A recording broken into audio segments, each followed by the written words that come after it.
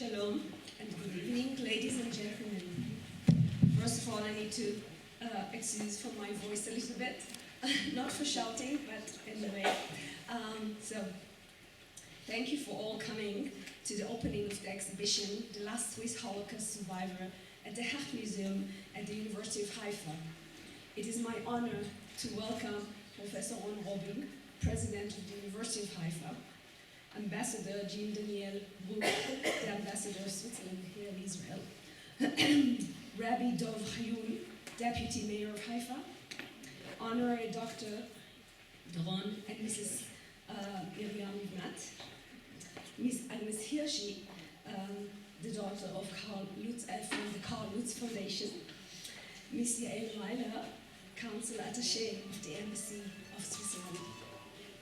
This event and the showing of the exhibition, The Last Swiss Holocaust Survivor, at the Hecht Museum is another wonderful expression of the cooperation between the museum, the Weiss Livnat International Center for Holocaust Research and Education at the University of Haifa, and the Swiss Embassy of Israel in Israel. This continued cooperation aims at raising awareness to the Holocaust and its lessons, and warning against the consequences of racism, xenophobia, and anti-Semitism, all of which have been on the raised global in recent years.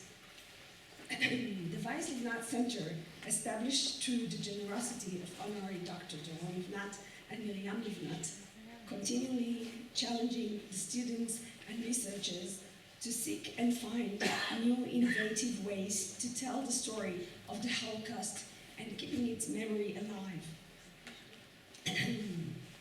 These efforts were demonstrated in the Weiss Livnat Center first cooperation with the Swiss Embassy in 2014.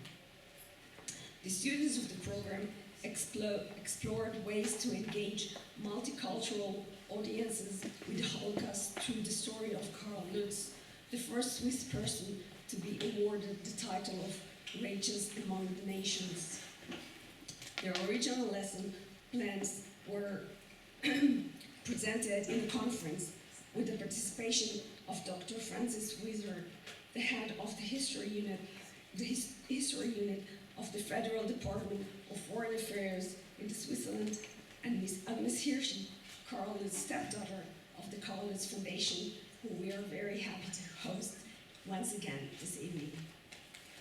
The exhibition brought to us by the Glassman Foundation from Switzerland will add another dimension to our goal. It serves as a bridge between the generation of students to the generation of survivors and their stories of survival, revival, and triumph. 86 Holocaust survivors are still living in Switzerland today. Most of them found refuge in Switzerland during and after the war while escaping Nazi-occupied countries.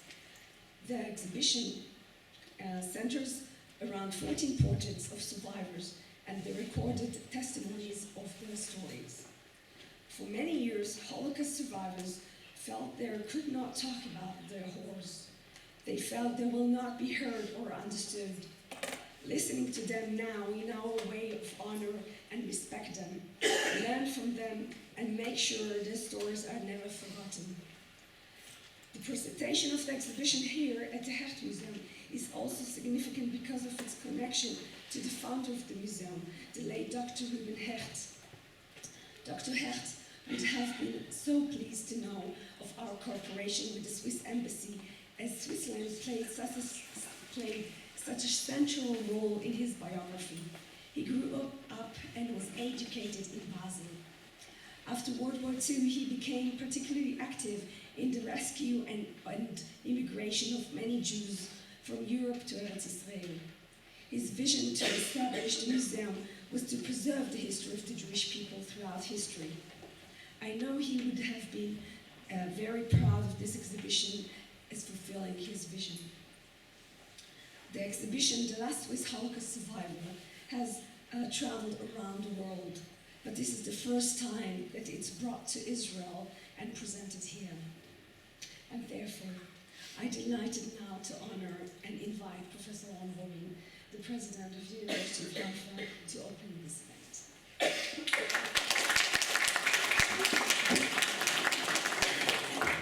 Thank you. Good evening to our distinguished guests. Good evening to this wonderful audience who is here with us today. So let me try and connect the three aspects of this event today. The exhibition, the Weiss-Livnat Center, and the university in general. So as you may know, we pride ourselves as being a university where we combine disciplines, we combine technology with history. We call ourselves, as you may know, a multiversity. And behind this term multiversity lies the idea of combination of disciplines, combination of technologies, combination of history, and combination of the future. And while this exhibition deals with the history, it makes no sense if we don't tie it into the future. And while this exhibition is based on documents, we need very much to see how we can use technology in order to make sure that something that is disappearing from public consciousness remains with us for a long time in the future. And so here we are, recognizing the role of righteous Gentiles during the course of the Holocaust. And we are faced, though, with an issue that is larger and more pertinent to many people living today. How does the Holocaust, or how does the history of the Holocaust play into our understanding of democracy today? And because the Holocaust, or our remembrance of the Holocaust, cannot just be a remembrance of a historical event. We need to see this as an opportunity to understand the very difficult times that we're going through throughout the world, where democracy is seen imperiled by forces that are absolutely anti-democratic. Democracy is imperiled by technologies which are being used for purposes that are nefarious. I think there's no other word to say it. And here at the university, I think we have an obligation to join all this together. How the way we commemorate the Holocaust, the way we turn it into living history, the way we use whatever tool we have at our disposal here at the university to ingrain this in the minds of young people and the public in general. All this, I think, is part of what we're doing here today at this particular event and what we do in the university on a daily basis. This extraordinary exhibition, of course, bears witness, tells truth and human history through the arts and the most fundamental expression of human spirit. The Weiss-Livnat Center, which is named after the late Yitzhak Livnat, Doron and Marianne here representing the family. I'm proud to call them friends, personal friends and friends of the university. Yitzhak Livnat, who I had the pleasure of meeting when he came here, when Doron was awarded an honorary doctorate, has an incredible personal story. And each time I meet Doron, I hear another little bit of his personal story. He shared it with the students in the international program that we have here. He did his fair share of fighting against current trends that are so disturbing to us all. His family here continues his admirable tradition and he'll always be remembered for choosing us to be the repository of his memory and of this fight against anti-democratic trends, which we see, of course, in the Holocaust and we see, of course, right now. As a president of this university, as a Jew, as an individual, as a human being, I thank the Weiss-Livnat Center from the bottom of my heart. I thank the Swiss ambassador for his efforts here. And of course, I thank our distinguished guest for being here to represent this particular event which we're celebrating today. This exhibition gives names, faces, and voices to some of the Jewish refugees saved by Switzerland during the war.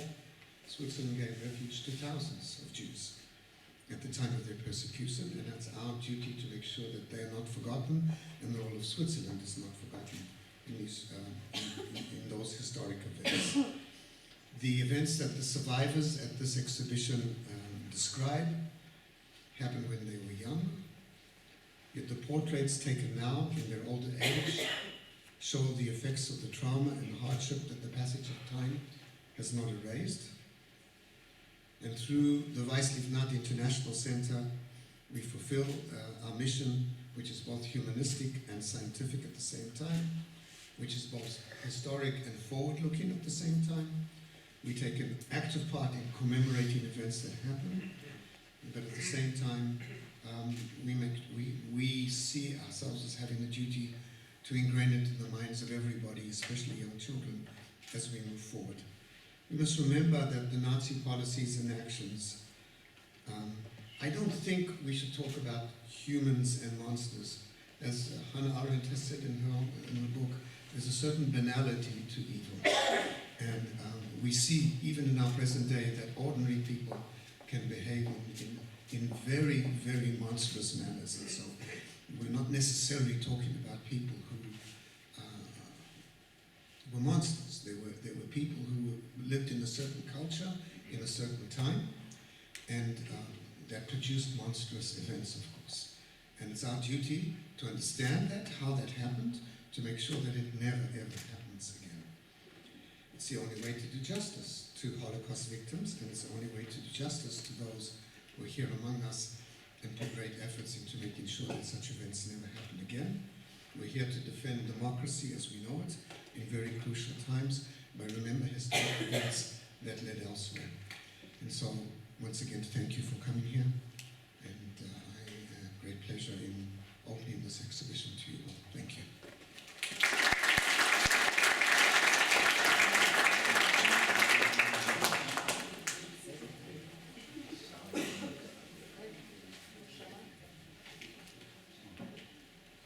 It will get better.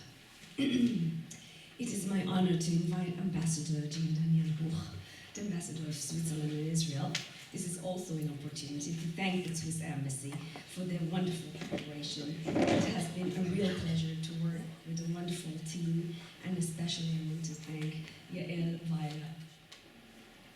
Thank you very much, Madam. Dear Professor Robin, dear Rabbi Hanun, Deputy Mayor of Haifa, dear Mr. and Mrs. Livnat, dear Madam Hirschi, you and what your father has been doing has been an inspiration for me long before I had to deal with the Middle East, long before I was in Israel. I want to thank you really for cultivating the memoir of Karl Lutz, who has been saving without any order or instructions, and maybe even against the instructions of his government. They saved 62,000 Jews in Hungary during the Second World War. And the inspiration for me has been that listen to your heart, listen to the small, still voice which is telling you what is right, and don't ask too much for your hierarchy, what they want from you. I had the chance, which does not happen often in the career of a diplomat, to be able to implement these inspirations without too much asking around.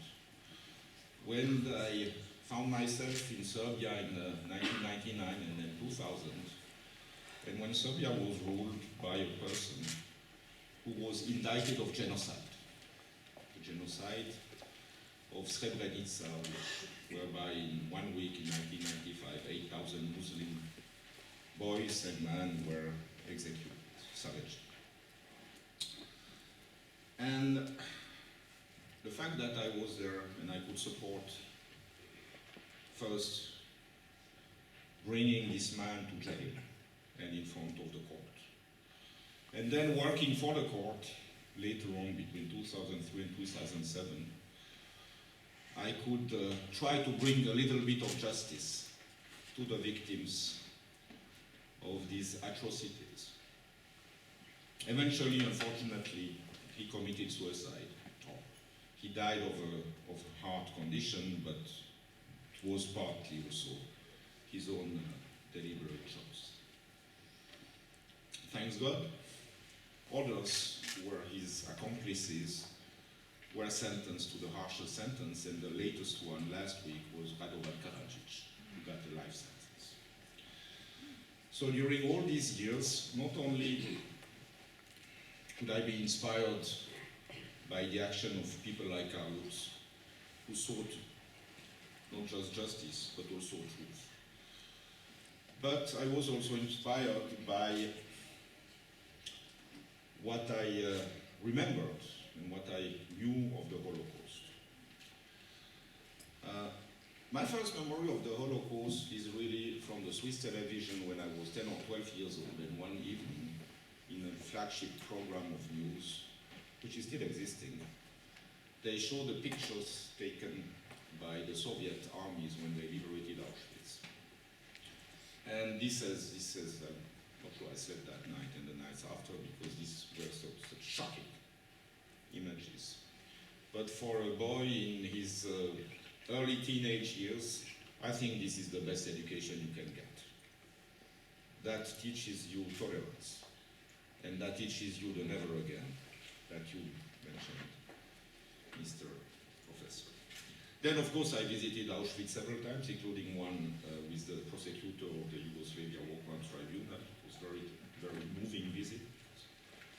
We had the feeling we were sort of continuing the work of justice which had been initiated by the prosecutor of the Nuremberg trial. And we found that this work of justice is also a work of truth, because it helps to shape the facts. And it prevents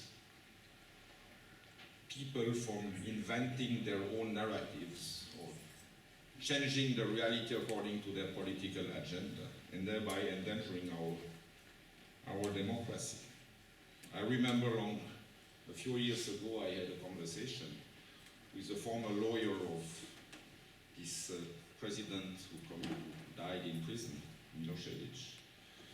And he started to argue about, yes, but you know, maybe it was not 8,000 victims, maybe it was only 5,000, and he made this kind of small calculations. And you see, those people, they are always trying to use and abuse history for their own political reasons. Now, as you said, Mr. President, not just Europe, we've seen New Zealand also, is facing a surge in hate speech. Some of it, many of it, a lot of it, too much of it, directed also against Jews. And that definitely threatens our democracies. Incitement threatens our democracies. From my experience, what I can say is that what can save democracy is courageous leaders who do not necessarily listen to their electors but to their conscience, as Carlos listened to his conscience. And also media, including visual media, televisions, movies, who show the reality, who just show the pictures, who show the images, because the images in our civilization of today are even more powerful, and films are even more powerful than the words. I believe that there should be no schoolboy or no schoolgirl in the world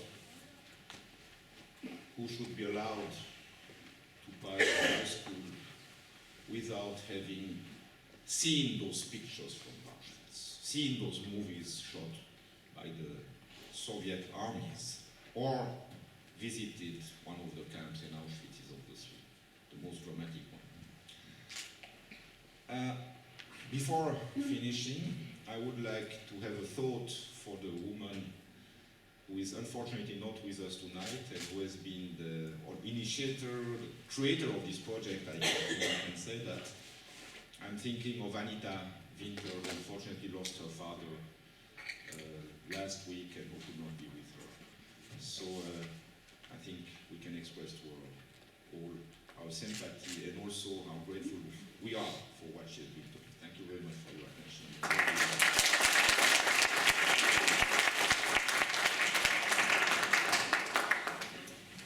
Thank you very to invite Professor Ron Robin actually to give a small token for our appreciation and our wonderful partnership with the embassy and ambassador. So please.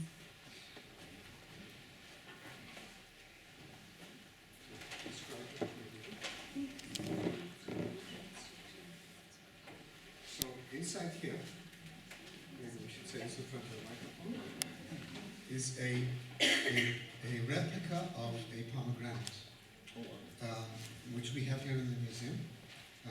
May I open it to show it? I think we should. Do you mind?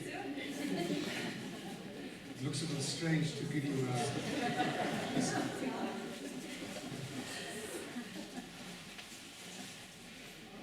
There it is, for everyone to see. And pomegranate in Jewish tradition has many meanings. Some of it is to be fruitful. It also is a symbol of our new year and a symbol of hope. And so we give you the symbol of hope. And thank you once again for all that you've done for us. Thank you very much.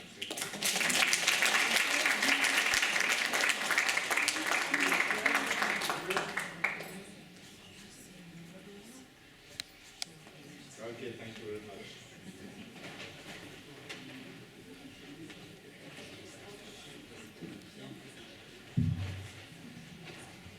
And now I'm pleased to invite Deputy Mayor of Haifa, Rebbe Dov.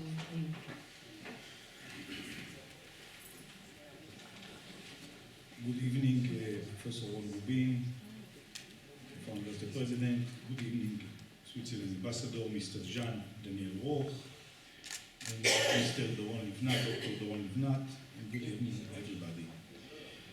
To be here is a great honor to me, because I think when you think about the Holocaust, you think about Germany, about Polish, but not about Switzerland.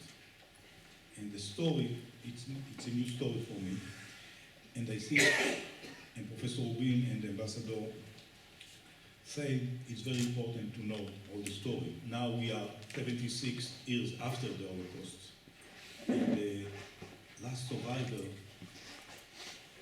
was the kid or young kid, 76 years after the war. And now it's the end of this generation. And we need to keep the memorial, the story, to the next generation. When I was a youth or young kid, we learned about the Holocaust from the survivor. We've been with them in Auschwitz, in Birkenau, and we hear the story from them. And now we need to keep the story, and I think this exhibition and this center is very important to the next generation and the other generation. I don't know, if not, what can be maybe 50 years from now.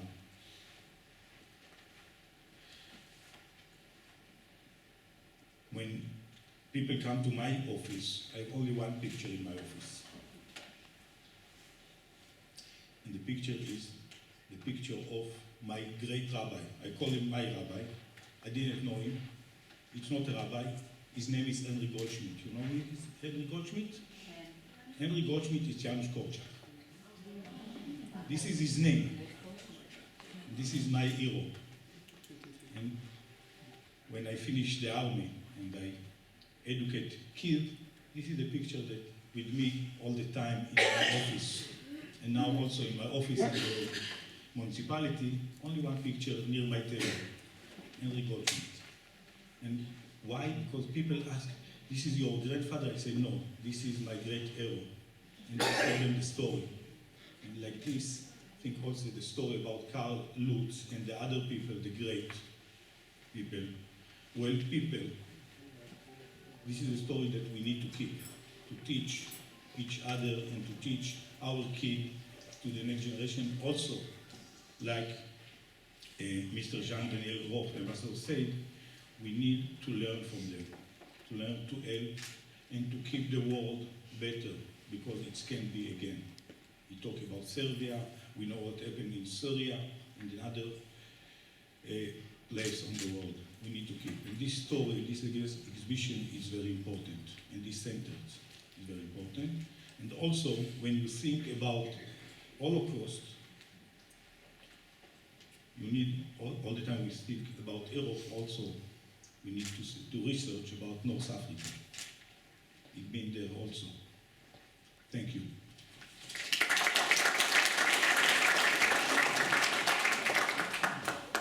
Thank you very much.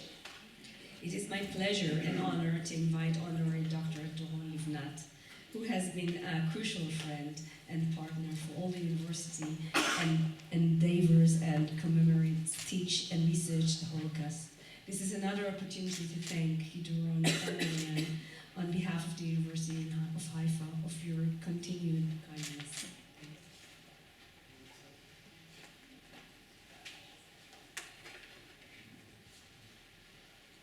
Good evening.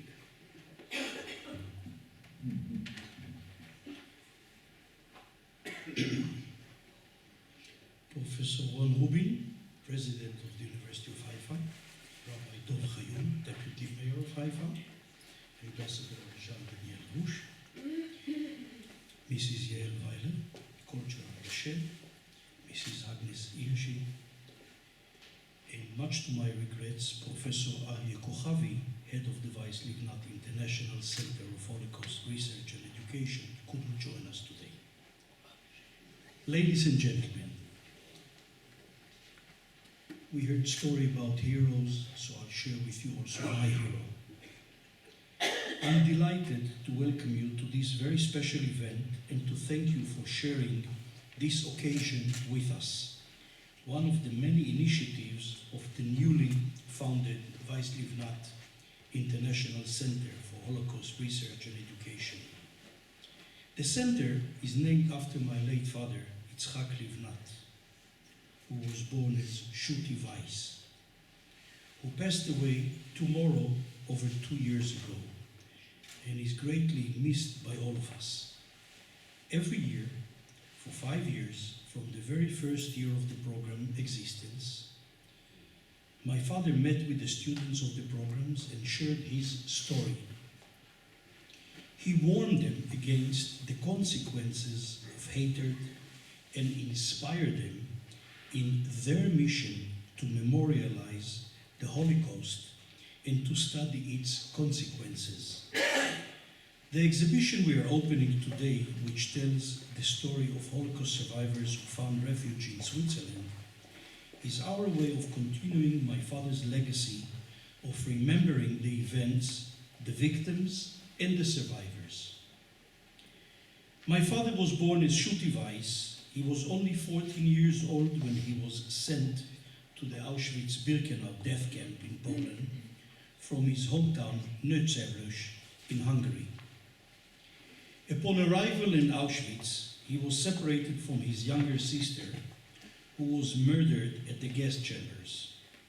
After being condemned to death, he was saved by a couple who put him in a different barrack so he would escape the fate of the other children he had previously been with. And that was on Yom Kippur, 1944.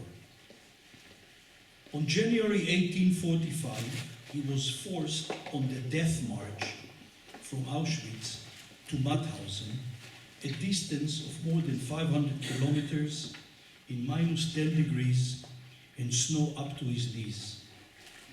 On a subsequent death march to Gunskirchen, he was reunited with his father, only to lose him to typhus a little while later. All alone, my father was finally liberated by the American army. However, my father's turbulent experience didn't end when the war did.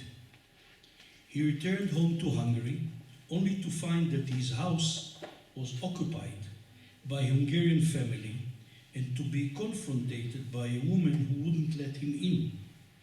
For the next 2 years, he was illegal, homeless, and hungry, as he described it.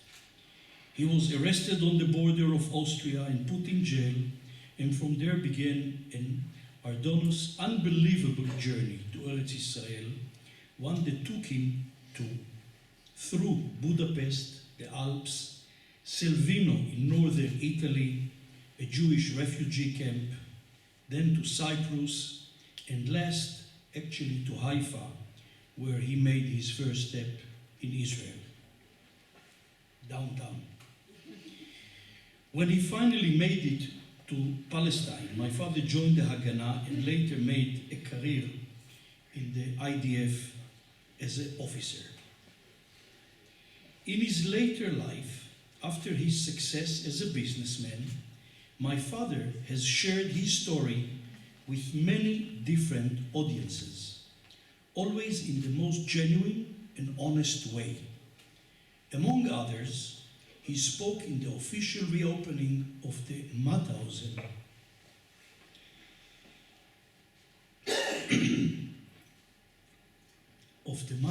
Museum to 8 European presidents in attendance. He became then a personal friend of the Hungarian president, told his story and did not hesitate to share with him his harsh criticism of the Hungarian people's active role in the extermination of the Jews. Through his testimony, he inspired a diverse audience to compassion and tolerance. Despite his experience during the Holocaust, my father remained optimistic and believed in the ability to make a change for the better in his world. He is my main inspiration in my cause to fight the deniers and to educate the young. My father always finished his talk by saying that there is no one who is richer or happier than he is. We were the one richer and happier for having him, for having known him. Over the years, studying and working abroad, observing social and political trends, I grew more and more concerned about what the future holds for Holocaust memory and commemoration. In my talks with Professor Ari Kochavi, whom I met 8 years ago, we started articulating these concerns and forming a plan. We were worried about the decline in the number of students in Israel and the West who were choosing to dedicate their careers to researching the Holocaust of European Jewry.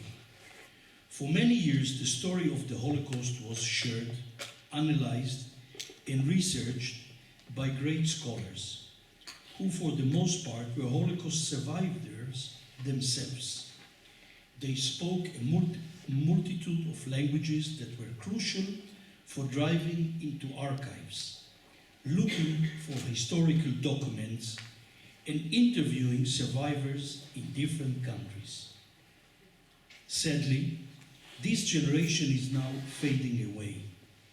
We wanted to make sure that the new generations of scholars and educators receive the right tools and are nurtured in a fostering academic environment which will enable them to continue this very important work.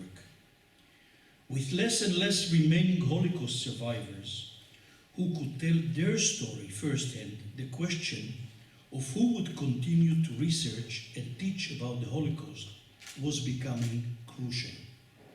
At the same time, we noticed an additional unwelcome trend. New undesirable narratives, as you mentioned, about the Holocaust began to take center stage, first in countries that were formerly a part of the Soviet Union and later in additional countries throughout Europe. These narratives presented the Nazi collaborators as victims, first of Hitler, later of Stalin and communism. They focused on the suffering of the collaborators while downplaying their own role in the persecution and killing of Jews and other populations. Sadly, these trends have continued to expand and intensify, in many places becoming the bon ton, part of the common public discourse, with grave and costly consequences to the true memory of the Holocaust. We know from experience that political interests and policy agendas influence public discourse. They determine the degree to which the public is knowledgeable about events that happened long ago. They shape school books and lesson plans, impact the financing of museums and exhibitions, and influence representation on social media, thereby regulating the collective memory in each country. Those when Professor Kochavi initiated the opening of an international program in Holocaust study, I was a very willing partner and was more than happy to translate our joint vision into reality. Our program, which was initiated 7 years ago, is unique thanks to its multidisciplinary and multicultural environment. It enables students from all walks of life to study together. It is a platform where people from different countries, religions, and culture can share their personal perspective and culture, understanding of the historical events that took place during World War II, where students are exposed, perhaps for the first time, to other very different points of view, as we heard today with meeting with the students. Thank you. After completing their studies here at the University of Haifa, our students who came from over 20 countries return home to Poland, Germany, Netherlands, Austria, Hungary, Romania, Serbia, China, Cambodia, the US, Britain, Australia, Canada, and many other countries, where they began their journey influencing the local public discourse and shaping public memory through academic research, education, and initiative of the commemoration. The Weiss Livnat program, which from now on is part of the new Weiss Livnat Center, has initiated quite a few commemoration projects in the past. Our students have worked with the Athlete Heritage Site to create exhibition spaces and to experience the Holocaust survivor in the camp. On another occasion, they joined forces with the Swiss embassy to tell the story of Karl Lutz, a Swiss righteous Gentile who saved thousands of Hungarian Jews during the war, whose stepdaughter Agnes Hirschi we are here honored to host today once again. And the very memorable exhibition of the Getz collection, which showcased the artwork of 18 Jewish artists who perished in the Holocaust, which included painstaking research to bring to life these Jewish artists and to tell their stories and present their work to the world. And yes, it's available now on the digital, on the internet. Through the aim of training the students and providing them with the most up-to-date practical experience, all these initiatives involve the students. They researched, designed, wrote and published under the supervision of the program's faculty, and we are so proud of the work and the result. I wish to thank all involved and wish you a very good evening. Thank you.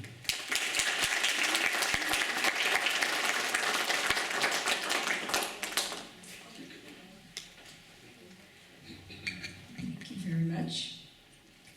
I am very happy to invite our special guest speaker, Ms. Tzipi Gongros.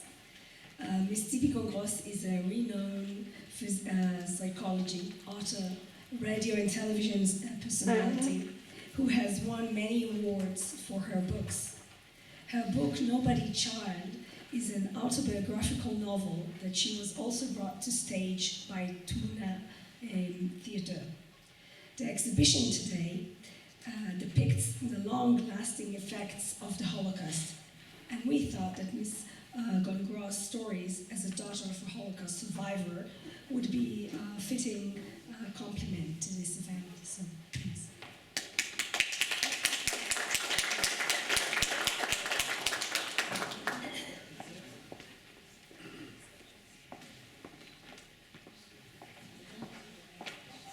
Thank you very much. Good evening. My parents, Rosa and Shlomo Gon, were born in Dubno, a small town in what is today part of Ukraine. They escaped together from the ghetto after most of their family members had been murdered. For a while, they wandered around the forest outside the town, surviving on occasional crust of bread. Then they joined a group of Polish partisans who hid them in deserted farmhouses. Then they spent several weeks hiding behind tombstones in abandoned cemeteries. And finally, they were taken in by a Czech couple, Luba and Joseph Kasper, with whom they spent 18 months of the war. First in the attic, and then in the hall in the ground, in a corner of their farmyard. There were Czech farmers there in this neighborhood. I often close my eyes and imagine what it must have felt like to live for such a long time in a total darkness, afraid of the slightest movement or the faintest sound, totally dependent on this couple who concealed them, being kept alive on stale bread and foul water. It was Luba and Joseph who watched over them, fed them, and removed their excretions. I also try to imagine what it must have been like for this Czech couple to endanger themselves and their 2-year-old daughter, to save the lives of 2 total strangers, to be constantly vigilant in case any of the neighbors hear or see anything suspicious. These thoughts and feelings have been part of my daily life since early childhood. Our parents made sure that we never forget Luba and Joseph, and me and my brother are indeed eternally grateful, for if not for them, we would never have been born. Several years ago, I wrote a book about my mother and the last few days of her life. The book is called Nobody's Child, or Nobody's Child Anymore in Hebrew, and I would like to read a short chapter from this book, to read a short chapter to you. This is the book that I wrote that was published here. The name of the chapter is Young Couple.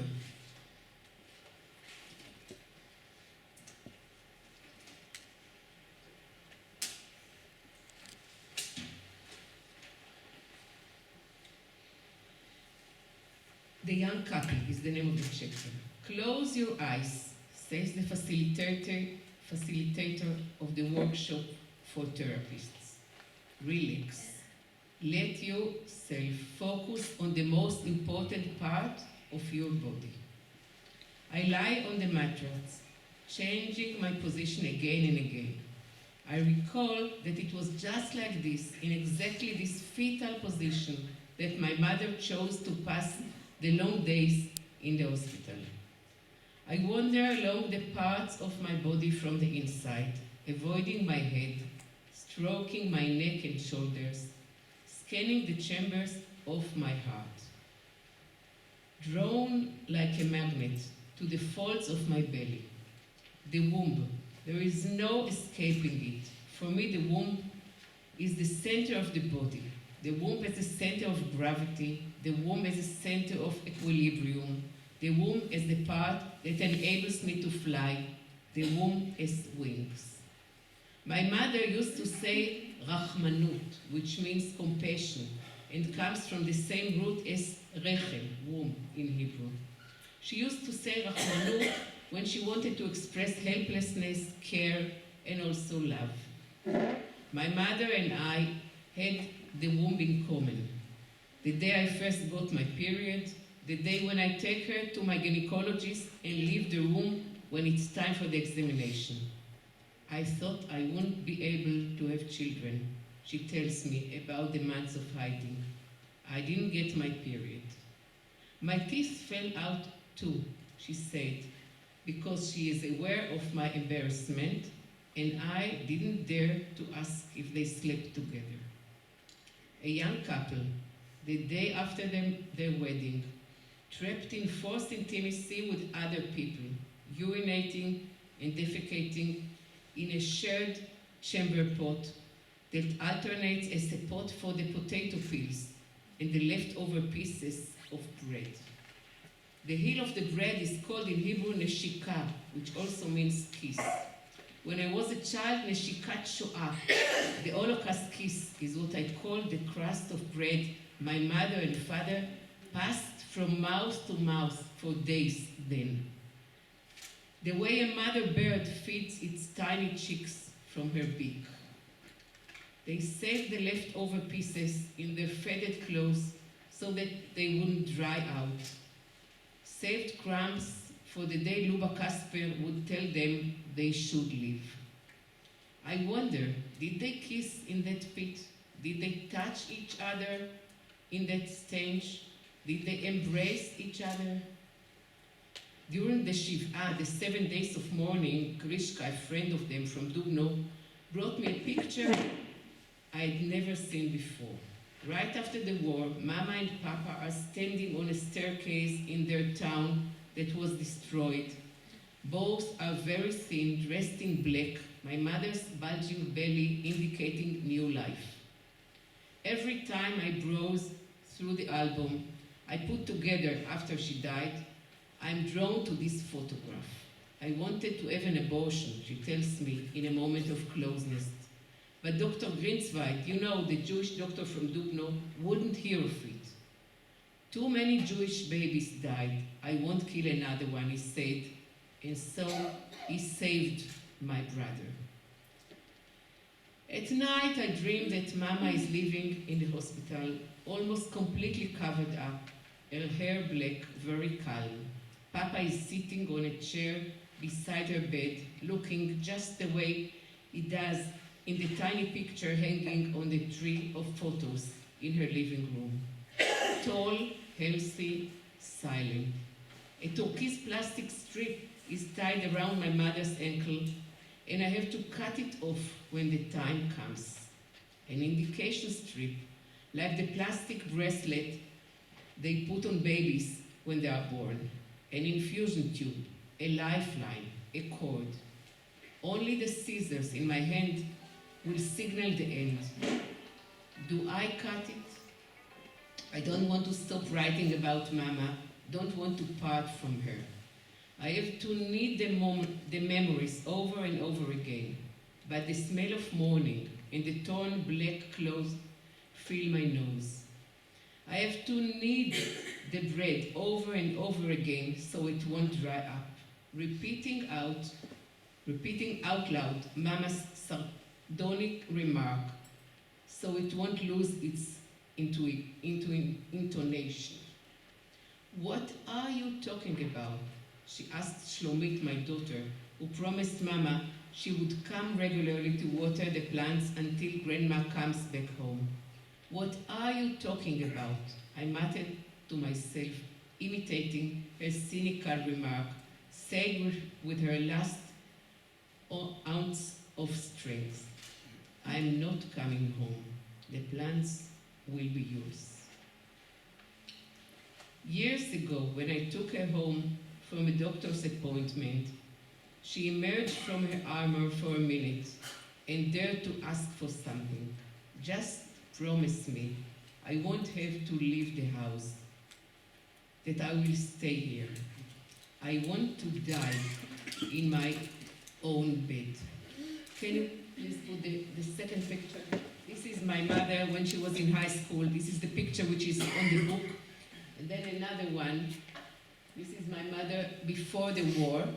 And the last one is the picture of my mother with Luba Kasper 43 years after. When we went there, they are in Prague, next to Prague already. They went back to the Czech Republic, and this is 43 years after. I think that this last request of my mother, that she wants to die in her own bed, might have indicated her need for a place of her own after the humiliation she experienced in the crowded ghetto, the lack of privacy when with the partisans, and the filth and strength of the hole in the ground in the Kasper's farmyard. I often tell the story of my parents' experiences during the war and how they survived because of the bravery of Luba and Joseph. I encourage my listeners to imagine themselves sitting in the dark, a dark, stinking hole, listening to the footsteps of the German soldiers patrolling the village, not knowing whether they would still be alive next day. But I also ask my audience to look deep into their hearts and honestly admit to themselves whether they would have had the courage to conceal 2 Jews under the penalty of certain death if discovered. I grew up in a loving family. In spite of the harrowing experiences, my parents tried to create a normal environment. But the memory of the Holocaust and that of their 13 murdered relatives was always present. It was like a document written in Braille, where one understands the essence of the story through the empty, silent spaces. There was always a need to excel in every aspect. My mother told us that she was an outstanding student and taught mathematics to students older than herself. She used to say that if not for the war, she would have gone on to higher studies, and who knows what she would have achieved if things had been different. We always had to finish the last morsel of food on our plates because, there we didn't have any food at all. Every day at 1:30 noontime, we listened to the program on the radio, Searching for Relatives. Unlike our friends, we had no grandparents, no extended family. We always accompanied our parents when they participated in the annual memorial service for the 12,000 Jews who once lived in Dubno and were no more. So from my personal experience and from what I've read and studied, the syndrome of second-generation survivors definitely exists. We, the children of the survivors, will never forget our soldiers who risked their lives so that we might live. We will always be aware of the danger of the absolute power. It is so easy to slide down the slippery slope and forget that we are all human. In 5 or 10 years, all those who survived the Holocaust will be gone. So who will remind us of our humanity? In Israel, the Shoah is always part of the national agenda. We send delegations of teenagers to Auschwitz. We publish personal diaries and monograms featuring the Holocaust. And we set aside a special day to commemorate the dead. Now, when more than 70 years have passed, our attitude to the Holocaust has become more complex. One recognizes the voice of the second generation of victims, but also that of the second generation of those who brought about the Shoah. We also ask ourselves whether the calamity which happened to the Jews is unique, or whether the catastrophe which happened to the Armenians or the murder of 450,000 people in Darfur can be compared to the Holocaust. Today in Israel, the Holocaust has also moved from being a collective experience to a more private one. People no longer talk about the 6 million victims, but prefer telling the personal story of one family or 2 children. We Jews and the rest of the world in our wake are beginning to realize the universal message of the Holocaust, in spite of those who deny it. and are striving to internalize the important lesson the Shoah has afforded us. Thank you very much.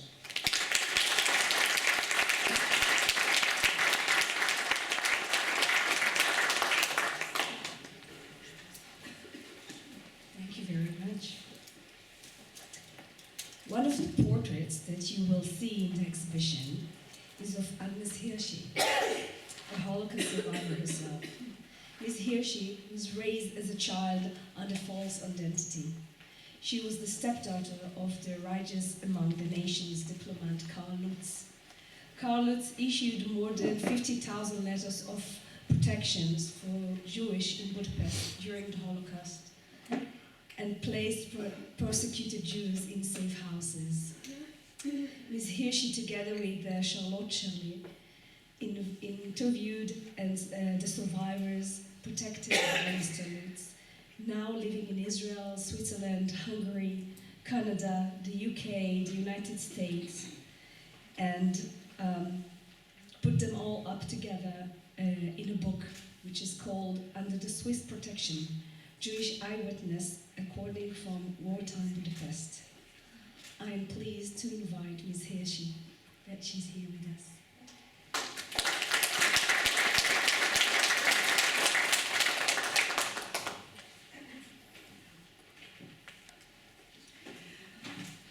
Ladies and gentlemen, dear Holocaust survivors, what a pleasure for me,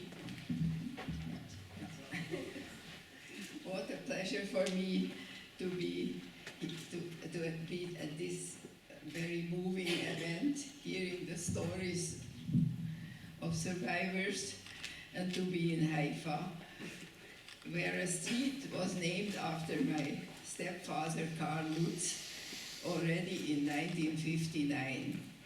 He was here for the inauguration, and he would be very happy that he is so much honored here now. I have been in Budapest myself during the Holocaust. Though I was only 6 years old, I still have strong memories, and I get quite emotionally involved when I talk about this time. But I must say, compared to the stories you heard here, I was really lucky to be rescued by Karl Lutz. You will hear in a nutshell, I will tell you my story, but I'm mainly here also to present the book, which you already heard about, but you will hear more about it. My parents were Hungarian and Jewish, but I happened to be born in London, so I was a British subject. After the German invasion of Budapest, of Hungary, in March 1944, as I was a member of a country in war with the Nazis, I was in great danger. So my mother went to see Karl Lutz, who was in charge of the British interests at the Swiss legation in Budapest, and he was asking for help. My mother was a beautiful woman, and Karl Lutz found her very sympathetic, so he said he will do a little more for her than just to give her safe papers. He spoke to his wife, and a few weeks later we could return to see Karl Lutz, and he told us that he would employ my mother as a housekeeper in his household in Buda. His residence was in Buda. Many of you know Budapest, I guess. That's the old part of Budapest. It was the former British legation, because all the countries in war had to, the representatives of the countries in war had to leave Budapest when the Nazis came. So he had his office in the former American legation. So that was in summer 1944, and we moved to Buda. The siege of Buda, where the Lutz family had his residence, was terrible, much worse than of pest, and it lasted 3 months. From November 1944, November bombing was practically non-stop. In the middle of the night we would be awakened. I would take my doll and go down to the bomb shelter with my mother. There were 30 people with us in that bomb shelter, personnel of the legation, some British subjects who lost their apartments and who came asked to be with us, and some Hungarian policemen for our protection. So in November, the bombing became even worse, and from after Christmas we had to move permanently to the bomb shelter. Food was scarce, and as the war lasted much longer than expected, the situation became quite terrible. Up to the end, we were liberated in mid-February, while Pest, the other part, was already liberated almost a month earlier. So in 1949, Karl Lutz married my mother. He came to Budapest, and I was the only child to go with them, and that's how I got to Bern, Switzerland, and that's how he became my stepfather. I was 11 when we went to Switzerland, and during the war I was just 6. I certainly owe my life to Karl Lutz, and so do several tens of thousands people in Hungary, Jewish people in Hungary. He provided safe conduct papers, as you already heard. In the course of my activities in connection with my stepfather, giving speeches, organizing exhibitions, presenting the Lutz documentary made by Swiss television, I met people he had rescued. I conducted interviews and I took photographs.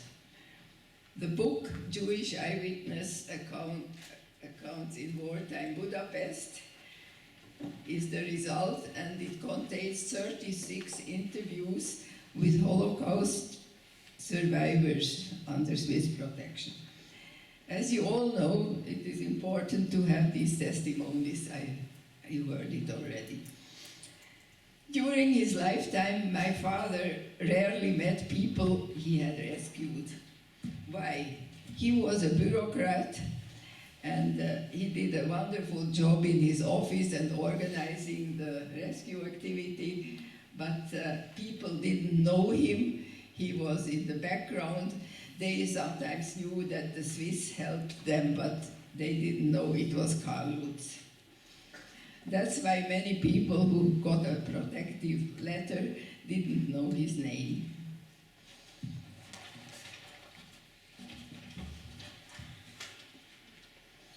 It happened in fall 2000 at the synagogue in Los Angeles, where I had a speech about Karl Lutz, when an elderly man came to meet me, addressed me, having recognized Karl Lutz as his rescuer. He was in tears. He told me that he owed his life to the Swiss protective letter. And this moving episode was my first encounter with a Holocaust survivor. Unfortunately, I myself was so overwhelmed that I did not even ask for the name of the man, and I lost him. He left the synagogue and I never met him again.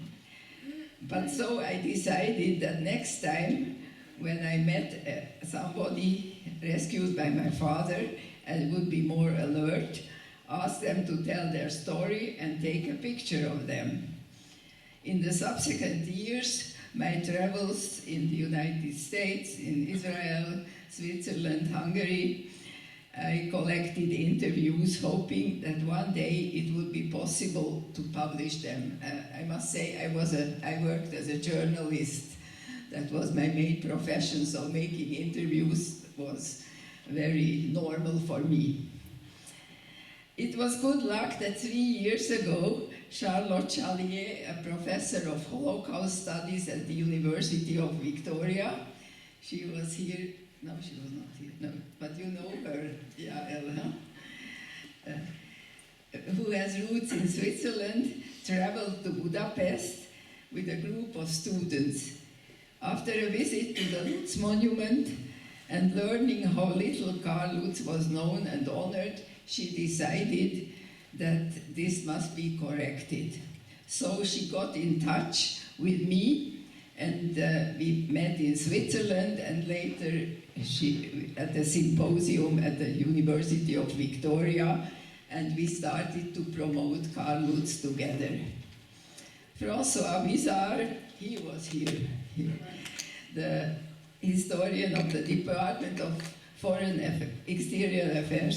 Affairs in Bern, knew about my activities on behalf of Karl Lutz and my contact with Charlotte Chalier. So again, by good luck, we learned that Switzerland has the chairmanship of the IRA, International Holocaust Remembrance Alliance, and for 2017-18, and that they were interested in publishing a book with the testimonies of survivors who owed their lives to a Swiss protective letter. What a chance and what a coincidence, we thought. IRA and Präsenz Schweiz would also support our project with the necessary finances. I already had a stock of interviews, but I made them as a journalist without a specific system. So first we had to work out a concept for the following interviews, a list with questions. It was clear that for our book we needed more interviews and more photographs. We also knew that interesting people, among them some who played an important role in the Jewish resistance movement, lived in Israel and had not been interviewed. As most of them spoke Hebrew, Charlotte and her assistant Yoga Namar, who served as an interpreter, flew twice to Israel to conduct these interviews. There are 12 interviews with survivors in Israel in this book. The text then had to be transcribed and made ready for the book. In Victoria, a whole team of students, editors, and translators worked on that. And my texts, written in German, also had to be translated into English. We needed to add more photos according to our new concept. We were under strong time pressure.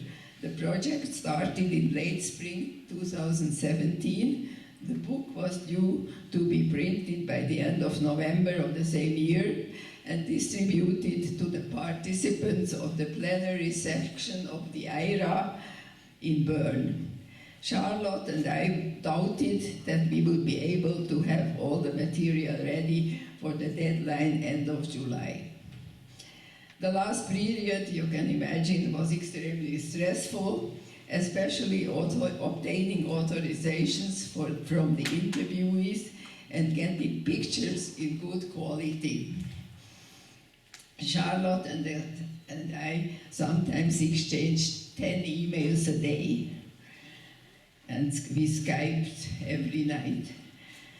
Yet we finally made it, and this gives me a great satisfaction, as I had promised my father on his deathbed that I would do my best to keep the memory of his rescue activity alive.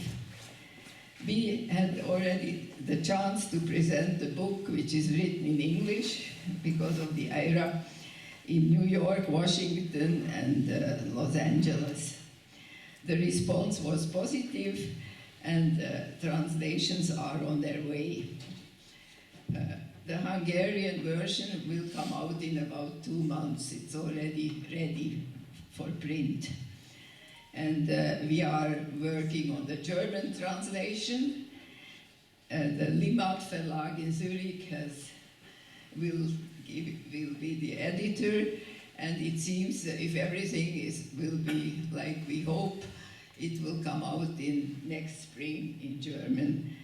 And it would be wonderful if it would be possible to have an edition also in Hebrew, as more of 1/3 of the survivors have been interviewed here and are from Israel.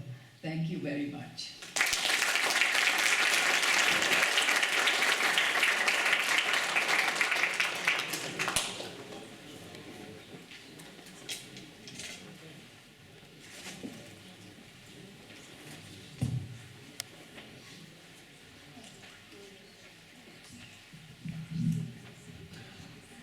Dr. Anita Winter, president of the Amal Foundation and woman behind this exhibition, and her husband, Dr. Herbert Winter, president of the Jewish community in Switzerland and vice president of the World Jewish Congress, could not be here with us today, since sadly, Anita's father, Mr. Walter Strauss, passed away just a night ago at the age of 97.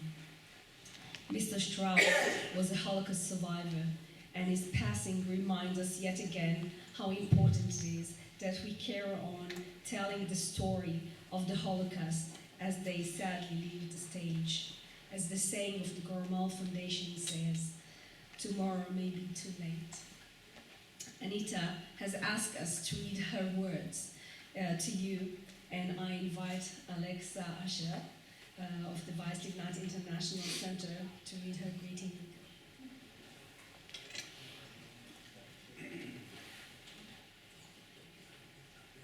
Excellencies,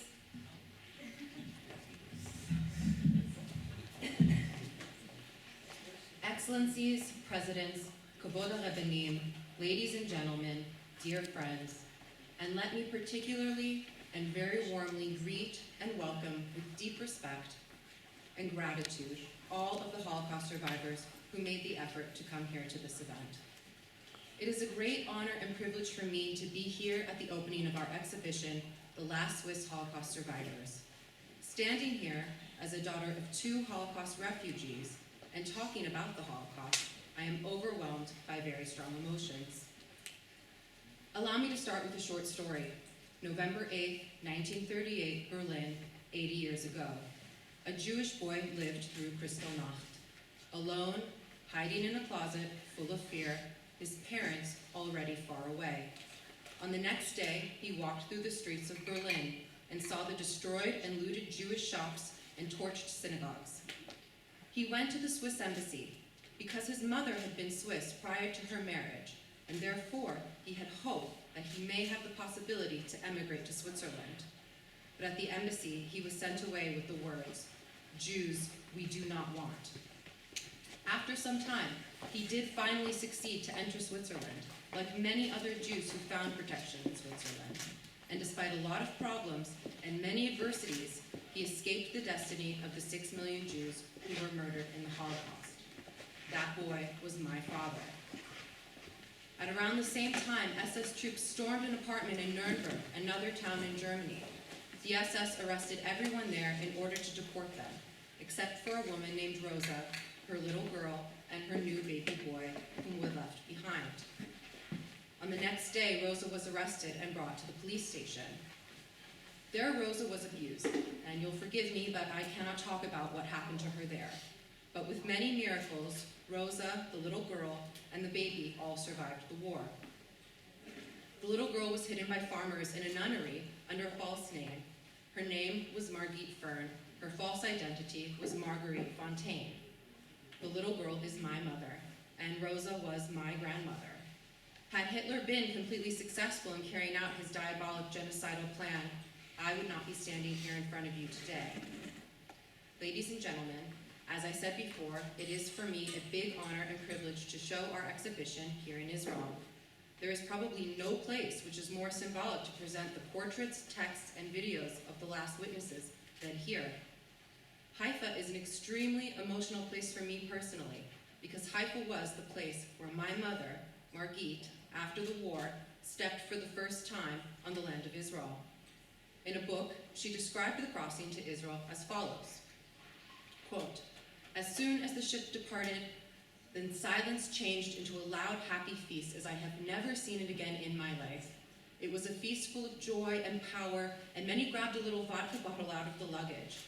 The next day, however, all of them were sick, but the difference to the earlier times was that all of us were happy," end quote. After having arrived in Israel, Margit and her family were moved to Amah Bara near Haifa. Although they lived in great poverty, they were happy as never before. The camp was full of people, many of whom were searching for relatives who they hoped had also survived. The trauma of a lost family is something that most of the witnesses in our exhibition also talk about. Edward Kornfeld, for example, whose entire family was murdered in the gas chambers. Amongst them, all of his siblings, the youngest one, Rachel, was just 4 years old. The stories of our witnesses remind us of the worst that human beings can do to other human beings, but they also remind us of what's good and right in times of inhumanity. For example, my mother was saved by Christian people who, by doing so, risked their own lives. Or the example of my father, whose life was saved by a federal council member. I cannot tell you in words how thankful I am to my country of Switzerland for saving the life of my father. Ladies and gentlemen, in 2008, the former Secretary General of the United Nations said, and I quote, "We must pass on the legacies of the Holocaust to future generations." He was so right. Our exhibition attempts to do exactly this. We interviewed the last witnesses who live in all parts of Switzerland to tell us once again their story and literally bear witness. For many of them, it was so difficult to talk.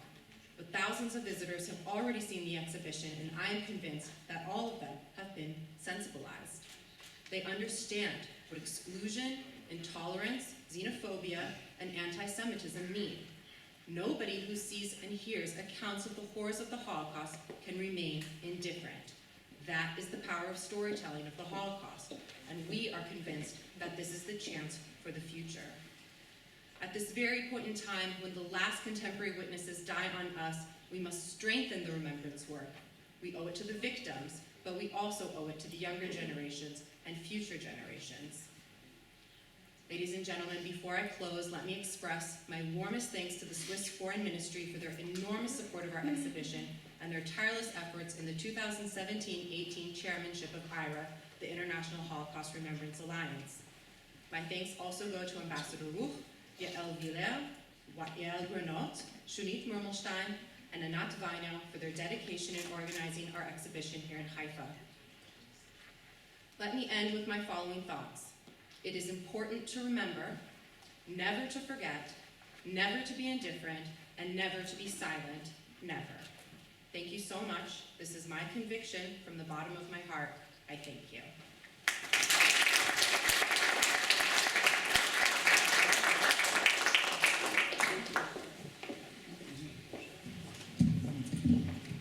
So, as we end this emotional event, I really want to join to the words that Anita just sent across the ocean to us, to the whole group of amazing people. We worked together to put up this event and the exhibition. So, especially to Ms. Yael Weiler, to Dr. Yael Granot, to Anat Weiner, to Shlomit Quitty, to Shlomi Abu Kassis, and to the Hecht Museum staff, of course. I thank you all for coming tonight, and I invite all of you to join me in the exhibition The Last Swiss Holocaust Survivor. Following the exhibition, you are invited for light refreshments.